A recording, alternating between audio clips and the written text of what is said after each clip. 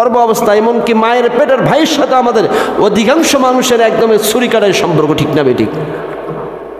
পার্শ্ববর্তী ভাই তো দূরের কথা, জান্নাতি মানুষের একটা মার্কা আছে। কি বললাম বলেন দেখি? যারা জান্নাতি হবে তাদের একটা মার্কা হবে, দুনিয়ার জীবনেই আমরা দেখতে পাবো। কি বললাম বলেন দেখি? জান্নাতি মানুষের কয়টা মার্কা? একটা মার্কা। জান্নাতি মানুষরা সমাজে, দুনিয়ায়, জমিনের মধ্যে সর্বসম্মানিত উপস্থিতি। আমি আলোচনার নিয়তে মহাগ্রন্থ পবিত্র কোরআনুল কারীমের 113 নম্বর সূরা তেলাওয়াত করেছি আপনাদের সামনে। এই সূরায় মোট আয়াত রয়েছে 5টি, রুকু আছে 1টি, এবং এই সূরাটি রাসূল পাক সাল্লাল্লাহু আলাইহি সাল্লামের মাদানী জীবনে অবতীর্ণ হয়েছিল। আর আজকে আমার আলোচনার আলোচ্য বিষয় হচ্ছে হিংসা সম্পর্কে। কি সম্পর্কে বললাম বলেন দেখি? হিংসা সম্পর্কে। হিংসুক মানুষ সমাজে আছে না নাই? কম আছে না বেশি আছে? বেশি আছে। গত 2 জুমায় আমরা আলোচনা করেছিলাম, এক জুমায় রাগ আর এক জুমায় অহংকার নিয়ে, মনে আছে আপনাদের? রাগকে দমন করার জন্য চেষ্টা করতেছেন তো ইনশাআল্লাহ? রাগ দমন করব, এবং অহংকারও যদি আমাদের ভিতরে থাকে সেই অহংকারগুলোকেও আমরা বর্জন করার চেষ্টা করব ইনশাআল্লাহ। প্রিয় ভাইরা আমার, আমাদের সমাজে আমরা সাধারণত হত্যাকে অপরাধ মনে করি, জেনাকে অপরাধ মনে করি, চুরিকে অপরাধ মনে করি, মাদক এবং নামাজ ছেড়ে দেওয়াকে সাধারণত আমরা অপরাধ মনে করি, গুনাহের কাজ মনে করি। কারণ হচ্ছে এগুলো হচ্ছে দৃশ্যমান, এগুলো আমরা দেখতে পাই বিধায় আমরা এগুলোকে অপরাধ কিংবা খারাপ কাজ মনে করে থাকি। কিন্তু একটি বাতিনি বিষয় হচ্ছে, আর সেটি হচ্ছে গোপন বিষয় হচ্ছে হিংসা।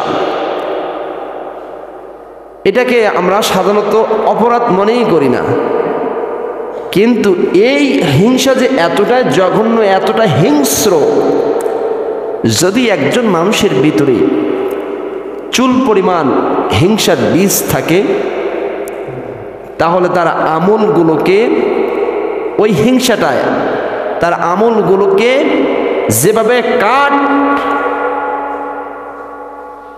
কাঠকে আগুন যেভাবে নিমিষেই ভস্ম করে দিয়ে দেয়, শেষ করে দিয়ে দেয়, ঠিক তেমনিভাবে আমাদের ভিতরে যদি একটুকুরো হিংসা থাকে, তাহলে ওই হিংসায় আমাদের আমলগুলোকে বিনষ্ট করে দিবে এবং ভস্ম করে দিবে। নাউজুবিল্লাহ।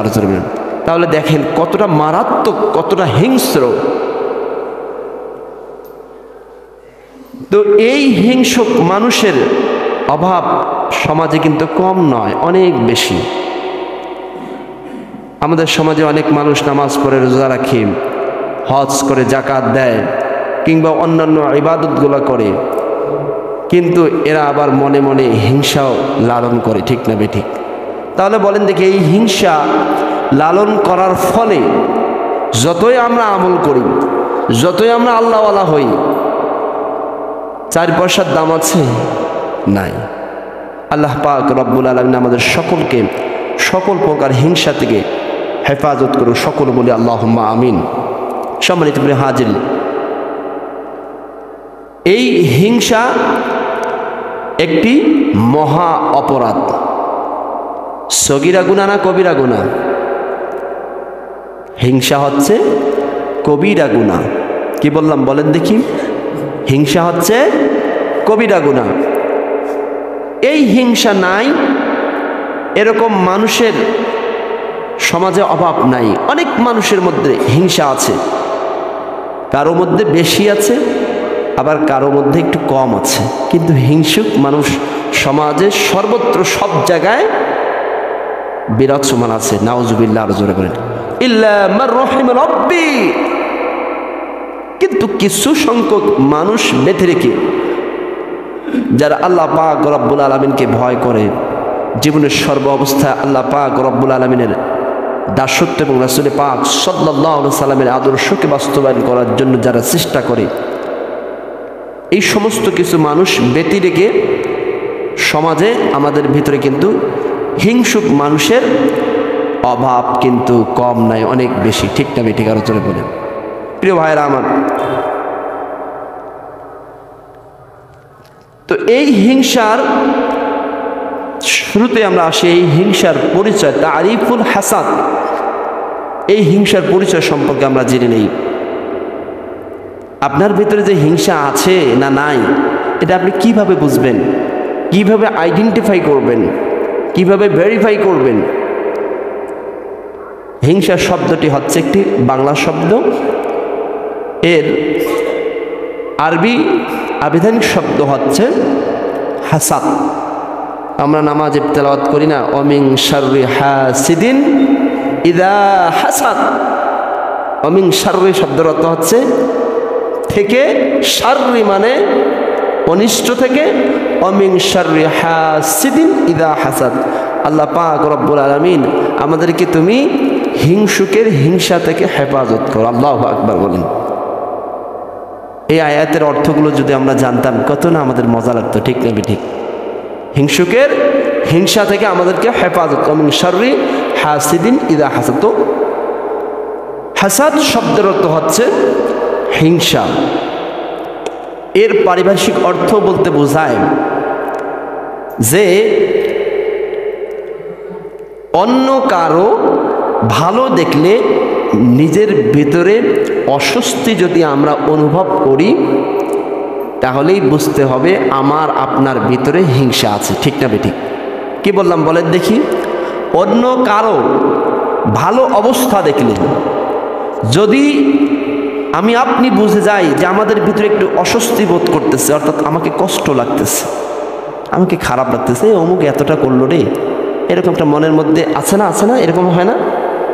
পার্শ্ববর্তী কোনো মানুষ যদি একটু বড়লোক হওয়ার জন্য দিন রাত চেষ্টা করতেছে, কিংবা টিনের ঘর থেকে যদি পাকার ঘর দেওয়ার জন্য চেষ্টা করতেছে, ওর পিছনে একদম উঠে পড়ে লেগে যায়, ও কীভাবে বড়লোক হয়। ঠিক না ঠিক? এইটাকে কিন্তু হিংসা বলা হয়। অর্থাৎ অন্য কারো ভালো দেখলে নিজের ভিতরে যদি জ্বলে, নিজের ভিতরে যদি কষ্ট অনুভব আমরা করে থাকি, তাহলেই বুঝতে হবে আমার ভিতরে হিংসা আছে। এই হিংসাকে দূর করতে হবে। প্রিয় ভাইরা আমার, তো প্রত্যেকটি মানুষ সমাজে কারো না কারো সাথে জীবনের সর্ব অবস্থায় কম্পিটিশন করে, প্রতিযোগিতা করে, করি না আমরা? আমাদের পার্শ্ববর্তী, আমাদের ভাই, কিংবা আমার ফ্রেন্ড সার্কেল, সবার সাথে আমরা একটা কম্পিটিশন কিংবা প্রতিযোগিতা করি। তো এর অর্থ হচ্ছে যে ও যদি বড়লোক হয় আমাকেও বড়লোক হইতে হবে, ও যদি টাকাওয়ালা হয় আমাকেও টাকাওয়ালা হতে হবে, ও যদি ভালো খায় আমাকেও ভালো খেতে হবে, এরকম একটা কম্পিটিশন করি। তো ওই সমস্ত মানুষগুলোর ভালো দেখি যদি আমাদের ভিতরে কোনো প্রকার খারাপ লাগা অনুভূত হয়, তাহলেই আমাদেরকে বুঝতে হবে আমার ভিতরে হিংসা লালন করতেছে। নাউজুবিল্লাহ। প্রিয় ভাইরা আমার, এই হিংসা কি সওয়াবের কাজ না গুনাহের কাজ? বলেন দেখি, কথাগুলো সবাই জবাব দিবেন। এই হিংসা কি সওয়াবের কাজ না গুনাহের কাজ? সগীরা গুনাহ না কবিরা গুনাহ? কবিরা শব্দের অর্থ জানেন? কবির শব্দের অর্থ হচ্ছে বড়, আর সগীর শব্দের অর্থ হচ্ছে ছোট। সগীরা গুনাহ আল্লাহ পাক রব্বুল আলামিন মাফ করবে, কিন্তু কবিরা গুনাহগুলো আল্লাহ পাক রব্বুল আলামিন আমাদেরকে তওবা না করা পর্যন্ত আমাদেরকে ক্ষমা করবে না। নাউজুবিল্লাহ রাজুল। এখন আপনি সারা জীবন নামাজ পড়তেছেন, কিন্তু আপনার ভিতরে হিংসা লালন করছেন, আপনি এটা মনে করেন না এই অপরাধ করছেন, এমন তো অবস্থায় আপনি দুনিয়া থেকে চলে গেলেন, তাহলে কবিরা গুনাহ নিয়ে গেলেন না সগীরা গুনাহ নিয়ে গেলেন? কারণ আপনি তো তওবা করেন নাই। এরকম হয় না? হয়। তো এই কাজটা হচ্ছে কবিরা গুনাহ। তো এই কবিরা গুনাহ যদি আমাদের ভিতরে থাকে, তাহলে কি আমরা মুমিন হতে পারবো, ইমানদার হতে পারবো? অসম্ভব।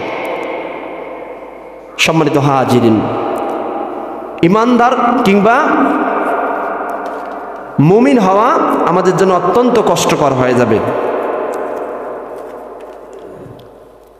এই জন্য আল্লাহর নবী বিশ্ব নবী তিরমিজি শরীফের হাদিসে এক বর্ণনায় তিনি বলছেন, عن أبي هريرة رضي الله تعالى عنه قال قال رسول الله صلى الله عليه وسلم ولا تحاسدوا ولا تبغضوا ولا تدابروا وكونوا عباد الله إخوانا। হযরত আবু হুরায়রা রাদিয়াল্লাহু তাআলা আনহু থেকে বর্ণিত, আল্লাহর নবী বিশ্ব নবী মুহাম্মদ রাসূলুল্লাহ সাল্লাল্লাহু আলাইহি ওয়াসাল্লাম বর্ণনা করেছেন, তোমরা পরস্পর বিদ্বেষ পরায়ণ হয়ো না, পরস্পর শত্রুতা পোষণ করো না, তোমরা একে অপরের দোষের পিছনে পড়ো না। হে আল্লাহর বান্দারা, তোমরা ভাই ভাই হয়ে থাকো, তোমাদের ভিতরে কোনো প্রকার ঝগড়া বিবাদ রাখিও না, তোমরা বিদ্বেষ পরায়ণ হয় না, তোমরা শত্রুতা পোষণ করো না, এবং তোমরা ইবাদাল্লাহি ইখওয়ানা, তোমরা সকলেই ভাই ভাই হয়ে তোমরা জীবন যাপন করো। আচ্ছা বলেন দেখি, সমাজে আমাদের এরকম প্রতিচ্ছবি কি আছে? আমরা যত পারি মানুষের হিংসা বিদ্বেষে অর্থাৎ শত্রুতা পোষণ করতে, আর ভাই ভাই তো দূরের কথা, সর্ব অবস্থা এমনকি মায়ের পেটের ভাইয়ের সাথে আমাদের অধিকাংশ মানুষের একদমই ছুরিকাটাই সম্পর্ক, ঠিক না বেঠিক? পার্শ্ববর্তী ভাই তো দূরের কথা, নিজের পেটের মায়ের ভাইয়ের সাথে আমরা ছুরিকাটাই সম্পর্ক রেখেছি। তাহলে আমরা কি জান্নাত পাবো? অসম্ভব। রাসূল পাক সাল্লাল্লাহু আলাইহি সাল্লাম বলছেন যে তোমরা এই সব কাজ করিও না। এখান থেকে একটা শিখে নেন যে জান্নাতি মানুষের একটা মার্কা আছে। কি বললাম বলেন দেখি? যারা জান্নাতি হবে তাদের একটা মার্কা হবে, দুনিয়ার জীবনেই আমরা দেখতে পাবো। কি বললাম বলেন দেখি? জান্নাতি মানুষের কয়টা মার্কা? একটা মার্কা। জান্নাতি মানুষরা সমাজে দুনিয়ায় জমিনের মধ্যে সর্বাবস্থায় নিরীহভাবে সমাজে চলাচল করবে। কি বললাম বলেন দেখি? সমাজে সর্বাবস্থায় নিরীহভাবে চলাচল করবে। আচ্ছা, নিরীহ কাকে বলে? যে আপনি আমাকে একটা থাপ্পড় দিলেন, আপনাকে ধুম করে একটা দুইটা থাপ্পড় দিলাম, এটা কি নিরীহ? না। আপনি আমাকে কষ্ট দিয়েছেন, আমি আল্লাহর জন্য আল্লাহ আপনাকে ক্ষমা করেছি, দিস ইজ কল নিরীহ। এটাই হচ্ছে নিরীহ। আপনি আমাকে বিভিন্ন কথা দিয়ে কিছু কথা বলে আমাকে কষ্ট দিতে চেয়েছেন, প্রত্যুত্তরে আপনাকে আমি কথা বলি নাই, আল্লাহর জন্য মাফ করে দিয়েছি, এটাই হচ্ছে নিরীহ। যাই হোক, সমাজে যারা নিরীহভাবে জীবন যাপন করবে, লাইফ লিড করবে, তারাই হচ্ছে জান্নাতের বৈশিষ্ট্য অধিকারী লোক। আল্লাহু আকবার বলেন। ভাইরা আমার লক্ষ্য করুন, আল্লাহর নবী বিশ্ব নবী, হাদিসটি তিরমিজি শরীফের হাদিসের মধ্যে বর্ণনা এসেছে, আল্লাহর নবী বিশ্ব নবী সাহাবাদেরকে নিয়ে বসে আছেন। হঠাৎ করে সাহাবীদেরকে লক্ষ্য করে বললেন, ও আমার সাহাবীরা, তোমরা শুনে রাখো, তোমাদের কাছে কিছুক্ষণের মধ্যে এমন একটি মানুষের আগমন হয়ে যাবে, এমন একটি মানুষ তোমাদের ভিতরে আসবে, যে মানুষটাকে তোমরা দেখি জান্নাতি মনে করে নেবে। কে বলেছেন? আল্লাহর নবী বিশ্ব নবী মুহাম্মদুর রাসূলুল্লাহ সাহাবীদের সামনেই কথা বলেছেন। কারণ সাহাবীরা তো জান্নাতের জন্য নিজের বিবিকে তালাক দিয়েছে মনে হয়েছে, নিজের সন্তান, নিজের সব কিছুকে বিলীন করে জান্নাতের জন্য বিনিময়ে তারা চেষ্টা করেছিল, নিজের তাজা রক্তগুলোকে জমিনের মধ্যে ঢেলে দিয়েছিল আল্লাহর জান্নাতের জন্য, ঠিক না বেঠিক? কিন্তু সেই আল্লাহর নবী জান্নাতি মানুষকে দেখানোর জন্য আহ্বান করলেন। সাহাবীরা অধীর আগ্রহে বসে আছেন কোন সে ব্যক্তিটা আসবে। হাদিস শরীফের মধ্যে বর্ণনা এসেছে কিছুক্ষণ পরে একজন মানুষ আসলো, যে মানুষটাকে দেখার পরে অধিকাংশ আল্লাহর নবীর সাহাবীরা ভুরু কচকাতে শুরু করলেন। এই জন্য ভুরু কচকাতে শুরু করলেন, ওই মানুষটাকে কখনো তাহারা কল্পনাও করে নাই এই মানুষ সম্পর্কে আল্লাহর নবী এমন একটি ভবিষ্যৎবাণী দান করবেন, ভবিষ্যৎবাণী করবেন, লক্ষ্যই করে নাই, অর্থাৎ কখনোই কল্পনা করে নাই। এমন একজন আল্লাহর নবী সাহাবী এসে উপস্থিত হলেন।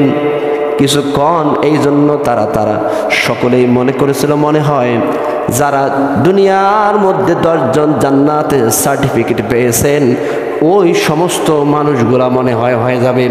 মনে করেছিল আবু বকর সিদ্দিক রাদিয়াল্লাহু তাআলা আনহু, তারা মনে করেছিল হযরত ওমর রাদিয়াল্লাহু তাআলা আনহু মনে হয় হবে, হযরত উসমান রাদিয়াল্লাহু তাআলা আনহু মনে হয় হয়ে যাবে, অন্যান্য বিশিষ্ট সাহাবীরা মনে হয় হয়ে যাবে। কিন্তু এমন একজন সাহাবীর পদচারণা দেখে তাহারা অবাক হয়ে গেলেন, তারা ভুরু কচকাতে শুরু করলেন। এমন অবস্থায় মিটিং শেষ হয়ে গেল ভাইরা আমার। কিন্তু পরক্ষণে তারা আবার চিন্তা করল, এই সাহাবীর জন্য আল্লাহর নবী রিকগনাইজেশন দিয়েছেন, সে জান্নাতে, অবশ্যই সে জান্নাতে। আল্লাহু আকবার। কারণ আমরা জানি বন্দুকের গুলি যদি মিস হয়ে যায় তবু আল্লাহর নবীর কথা মিস হয়ে যাবে না। এই সাহাবী সম্পর্কে জান্নাতি বলেছে, অবশ্যই সে জান্নাতি। কি কারণে এই মানুষটা জান্নাতি হয়ে গেল এটা তো আমাদেরকে রিয়ালাইজ করা দরকার, এটা তো আমাদেরকে ইনকোয়ারি করা দরকার, এটা তো আমাদের জানা দরকার। তদ অনুযায়ী আমরাও আমাদের জীবনে আমলগুলো করব। আল্লাহু আকবার বলেন। ভাইরা আমার, মিটিং শেষ হয়ে গেল, সাহাবী বাড়ি চলে গেল। কিন্তু কয়েকজন সাহাবী সিদ্ধান্ত গ্রহণ করলেন, আমরা যে মানুষটা সম্পর্কে আল্লাহর নবী ভবিষ্যৎবাণী দিয়েছেন সে জান্নাতি, ওই মানুষটার বাড়িতে আমরা সিসি ক্যামেরা এখন লাগাবো। বর্তমান সিসি ক্যামেরা কিন্তু নয়, অর্থাৎ তারা পর্যালোচনা শুরু করলো, একে অপরের ব্যক্তিগত জীবনে খোঁটাখুটি শুরু করলো। কি এমন কারণে, কি এমন রিজনে ওই ব্যক্তিটাকে আল্লাহর নবী, বিশ্ব নবী মুহাম্মদুর রাসূলুল্লাহ সাল্লাল্লাহু আলাইহি সাল্লাম জান্নাতি বলে আখ্যায়িত করেছেন। সাহাবীরা পাগল পারা হয়ে পর্যালোচনা শুরু করলেন। একদিন থাকলেন, 2 দিন থাকলেন, একের অধিক তাফসীর এবং হাদিসের মধ্যে বর্ণনা এসেছে। একের অধিক সাহাবীরা পর্যালোচনা করলেন। তারা মনে করেছিল যে ওই মানুষটা মনে হয় সারাদিন রোজা রাখে, সারা রাত ধরে নামাজ পড়ে, আল্লাহর জিকিরে জীবনের সর্বাবস্থায় মনে হয় মশগুল হয়ে থাকে। কিন্তু না, তেনারা দেখতে পেলেন যে সার নামাজ পড়ে আবার সঙ্গে সঙ্গে ফজরের নামাজ উঠে জামাতের সহিত ফরজের নামাজ আদায় করে, পার্থপক্ষে কোনোদিন তাহাজ্জুদ নামাজ পড়ে, এভাবেই স্বাভাবিকভাবে জীবন যাপন করে। পক্ষান্তরে এমন এক সময় ওই সেই সাহাবীকে যে সকল সাহাবীরা অনুসন্ধান করার জন্য চেষ্টায় লাগি পড়েছিল, যারা চেষ্টা করেছিল উদ্ঘাটন করার জন্য, রহস্য উদ্ঘাটন করার জন্য, ভাইরা আমার, হঠাৎ করে তাকে আক্রমণ করলেন কিংবা ধরলেন কিংবা বললেন, ভাই কি এমন তুমি আমল করো যে আমলের কারণে তোমার জান্নাতের রিকগনাইজেশন কিংবা সার্টিফিকেট স্বয়ং রাসূল করিম দিয়েছে। আল্লাহু আকবার। সাহাবী বললেন, ও আমার প্রিয় ভাই, ভাইরা আমার, আমি আসলে বিশেষ কিছু স্পেশালভাবে আমি আলাদা কোনো আমল করি না। তোমরাও যেভাবে 5 ওয়াক্ত নামাজ পড়ো আমিও 5 ওয়াক্ত নামাজ পড়ি, আমি 6 ওয়াক্ত পড়ি না। তোমরাও যেভাবে রমজানের রোজা রাখো আমিও ঠিক ওইভাবে রমজানের রোজা রাখি। তোমরাও যে সব কাজগুলোকে বর্জন করো আমিও বর্জন করার চেষ্টা করি। কিন্তু মনে হয় আমার একটি আমল আল্লাহ পাক রব্বুল আলামিনের কাছে অত্যন্ত গ্রহণযোগ্যতা পেয়েছে। আল্লাহু আকবার বলেন। সেই আমলটা হচ্ছে আমি জীবনে কখনো কারো প্রতি মন খারাপ করি না, কিংবা কারো প্রতি কখনো কোনো অবস্থায় হিংসা বিদ্বেষ রাখি না। আল্লাহু আকবার বলেন। কি রাখি না বলেন দেখি? হিংসা বিদ্বেষ, কারো প্রতি শত্রুতা পোষণ করি না। আমাকে যদি কখনো কোনো অবস্থায় কোনো মানুষ রাগ করি, দুইটা থাপ্পড় দেয়, আমি ওই মানুষটার প্রতি আর রাগ হই না। সঙ্গে সঙ্গে আল্লাহর জন্য তাকে ভালোবেসে আল্লাহর জন্য তাকে ক্ষমা করে আমার মনটাকে, আমার হার্টটাকে, আমার হৃদয়টাকে সঙ্গে সঙ্গে আমি পরিষ্কার করে রেখে দিই। আল্লাহু আকবার বলেন। হাদিসে আর এক হাদিসে বর্ণনা এসেছে, আমি প্রতিদিন আমি এরকম রাতের বেলা সমালোচনা করি, নিজের মনটাকে প্রশ্ন করি, আজকে কোনো মানুষের প্রতি কোনো প্রকার হিংসা বিদ্বেষ আছে নাকি? যদি আমার ভিতরে আমি এরকম হিংসা বিদ্বেষ ধরা পাই, সঙ্গে সঙ্গে আমি তাকে মাফ করে দিতে। আল্লাহু আকবার বলেন। আচ্ছা বলেন দেখি, আমরাও যদি ঠিক এভাবেই আমাদের সমাজে জীবন যাপন করি, তাহলে আমাদের দ্বারা কখনো কোনো মানুষ কষ্ট পাবে? কষ্ট পাবে না। প্রিয় ভাইরা আমার, তাহলে আমাদের কি, অর্থাৎ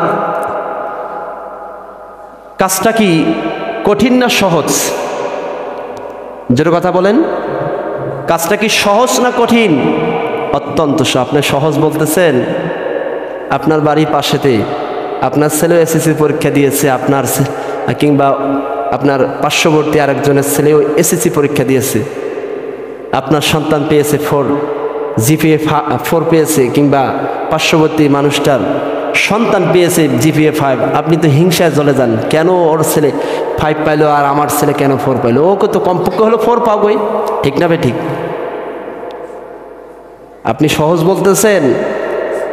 আপনার পার্শ্ববর্তী মানুষ যদি একটা ঘরের জায়গায় 2টা ঘর দেওয়া শুরু করে, আপনার যদি একটা ঘর থাকে, ওর জন্য বদদোয়া করা শুরু করেন, দিন রাত মিলে বদদোয়া শুরু করেন, কীভাবে বড় লোক হলো, কীভাবে 2টা ঘর দিচ্ছে? সহজ মনে করতেছেন? অত্যন্ত কঠিন, ঠিক না বেটি? কারো জোরে বলেন। এটা করা যাবে না। এরকম হিংসা বিদ্বেষ শত্রুতা আমাদের ভিতরে রাখা যাবে না। কেন রাখা যাবে না? আর একটা হাদিস শুনে নেন। হাদিসটি ফিকহুস সুন্নাহ তিরমিজি শরীফে হাদিসে বর্ণনা এসেছে। আল্লাহর নবী, বিশ্ব নবী মুহাম্মদুর রাসূলুল্লাহ সাল্লাল্লাহু আলাইহি ওয়াসাল্লাম বর্ণনা করেছেন, প্রতি সপ্তাহে সোমবার এবং বৃহস্পতিবার জান্নাতের মূল ফটকটা খুলে দেওয়া হয়। সুবহানাল্লাহর জোরে বলেন। প্রতি সোমবার এবং বৃহস্পতিবার জান্নাতের মূল ফটকটা খুলে দেওয়া হয়। এই জন্য আমাদের উচিত সোমবার এবং বৃহস্পতিবার আমাদের পরিবার থেকে যারা চলে গিয়েছে তাদের জন্য বেশি বেশি দোয়া করা। করব তো ইনশাআল্লাহ। প্রতি সোমবার এবং বৃহস্পতিবার জান্নাতের ফটক খুলে দেওয়া হয়। ওই দিন সেই সকল বান্দাকে আল্লাহ পাক রব্বুল আলামিন ক্ষমা করেন যারা আল্লাহর সাথে কখনো কোনো অবস্থায় কোনো কিছুর শরিক করে না। এক প্রকার মানুষ, কি বললাম বলেন দেখি? যারা জীবনের সর্বাবস্থায় আল্লাহকে এক মনে করে না, তাওহীদ অর্থাৎ আল্লাহর প্রতি একক হয়ে থাকে, জীবনে কখনো কোনো অবস্থায় আল্লাহর সাথে কোনো অবস্থায় কাউকে শরিক করে না, কিন্তু ওই ব্যক্তি ক্ষমা করা হয় না যে তার ভাইয়ের প্রতি হিংসা বিদ্বেষ করে। কি বললাম বলেন দেখি? ওই সকল ব্যক্তিকে আল্লাহ তাআলা ক্ষমা করে দিয়ে দেয় যারা আল্লাহর সাথে কাউকে শরিক করে না, কিন্তু ওই সকল ব্যক্তিকে আল্লাহ তাআলা ক্ষমা করেন না যে সমস্ত মানুষরা নিজের ভাই কিংবা অন্য ভাইদের প্রতি হিংসা বিদ্বেষ করে। তোমরা ওই দুজনকে সেই সময় পর্যন্ত সুযোগ দাও যতক্ষণ না তারা পরস্পর মীমাংসা হয়। ওই ভাইয়ের সাথে যদি আপনার এই শত্রুতা কেটে যায়, তার সাথে যদি মীমাংসা হয়ে যায়, তাহলে আল্লাহ পাক রব্বুল আলামিন ফেরেশতারা তাদের জন্য ক্ষমা প্রার্থনা করবে। আর যতদিন এটা না হবে ততদিন পর্যন্ত ওই বান্দা অথবা বান্দিটাকে আল্লাহ পাক রব্বুল আলামিন ক্ষমা করবেন না। আমাদের সমাজে তো এটা হরহামেশায় দেখা যায়, ভাইয়ের সাথে যদি ঝগড়া লাগে 3 বছর থেকে কথা কই না, বোনের সাথে 4 বছর থেকে কথা কয় না, এরকম সমাজে আছে না? নিজের ছেলেকেও অনেকেই কথা বলে না। কিন্তু আল্লাহর নবী, বিশ্বনবী বলছেন, লা ইয়াদখুলুল জান্নাতা কাতি', আত্মীয়তা ছিন্নকারী জান্নাতের মধ্যে প্রবেশ করবে না। নাউজুবিল্লাহ। রাসূল বলেন, তাহলে ঝগড়াঝাটি করে কথা না বলবো এরকম আর কখনো করব না, এই কাজগুলো করব না। অবশ্যই আমরা আত্মীয়তার সম্পর্কটাকে দৃঢ় করব, বন্ধনে আবদ্ধ করব। কখনো কোনো অবস্থায় ভাইয়ের সাথে, বোনের সাথে কিংবা পার্শ্ববর্তী প্রতিবেশী মানুষের সাথে কখনো খারাপ আচরণ করব না, ইনশাআল্লাহ। আল্লাহ পাক রব্বুল আলামিন আমাদের সকলকে বোঝার তৌফিক দান। সম্মানিত হাজির, সর্বশেষ আর একটা কথা বলে শেষ করব। আপনি যে মানুষটার প্রতি হিংসা করেন, ওই মানুষটার তো কোনো রকম কোনো ক্ষতি হয় না। ক্ষতি হয়?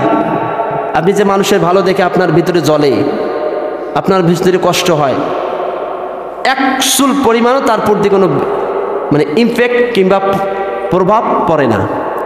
বরং আপনি যে অস্বস্তির মধ্যে পড়ে যাচ্ছেন, এটাই হচ্ছে আপনার খারাপ লাগা। ঠিক না বেঠিক? আপনি আপনার নিজের ক্ষতি করতেছেন। এমনও হতে পারে আপনি আপনার পার্শ্ববর্তী প্রতিবেশী মানুষের ভালো দেখে আপনার ভিতরে এরকম হিংসা জ্বালা পোড়া শুরু হয়ে গেল। এই হিংসা জ্বালা পোড়ার মাধ্যমে আপনি হার্ট অ্যাটাক করলেন, এরকম হয় না?